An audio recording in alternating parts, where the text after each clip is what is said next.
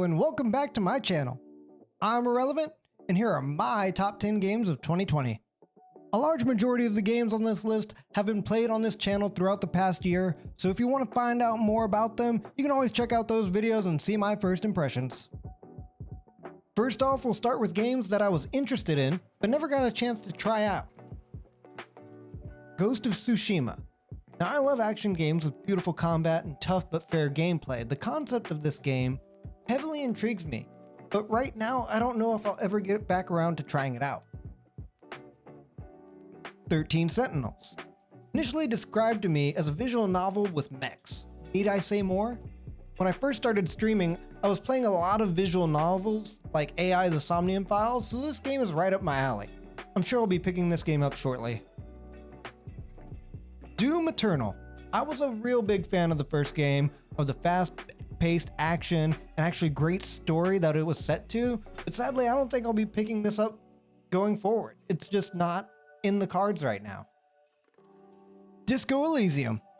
I only know what a few screenshots have shown me of this game, but this one is one that my brother himself has recommended to me, and he knows that I like games that have this Shadowrun-esque feel to it. I'm excited that I already have this one in my library, just waiting for me to hit play. And last up is Star Wars Squadrons. To be honest, I really just want a reason to break out my HOTAS and play another game where I can fly. Now then, on to my top 10 games for 2020. Number 10, Fall Guys. I did not initially think such a cute game could make me rage so much, but in a good-mannered sort of way where I'm just like, come on guys. The first time I saw footage of this game, I knew it was going to be chaotic and quite a blast, and that's exactly what I got. Number 9, Death Come True. I got to play this game over the fall with my wife and had quite a neat story to it that kept me hooked all the way till the end.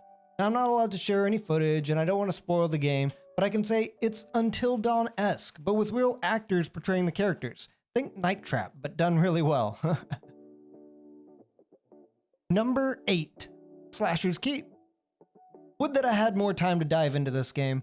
I finally got a win off camera and I can honestly say that this game had me trying to crack the code of how to win a run for quite some time. This game inspired me to create a whole new series on the channel for just trying to get other people involved into games I've played. Number 7, XCOM Chimera Squad. It's just good, clean, old XCOM fun. Another big game for me on my channel, and the bite-sized bits of action were set to ever-growing threats just like the original XCOM 1 and 2, although through more of a fun-sized feel. The game really makes me want to go back and try out other combinations of squads and trying to tackle enemies at different times. Number 6, Monster Train.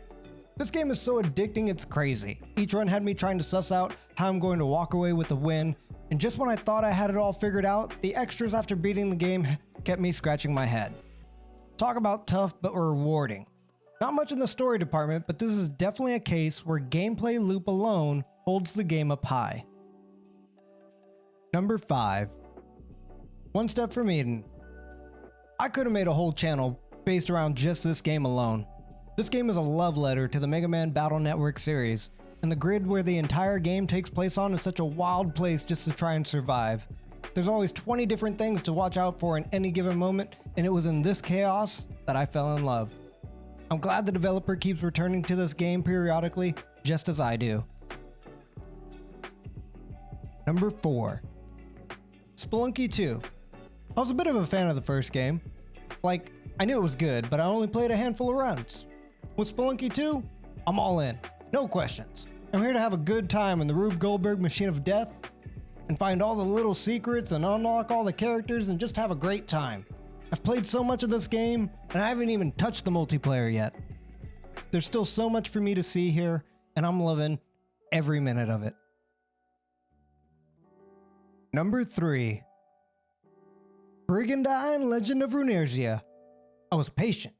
I waited 22 years just to play another Brigandine game, and I was not disappointed at all. When a classic game like this gets revived in just the right way, it makes me want to believe that all the cult classic games of the past can have their time in the light again.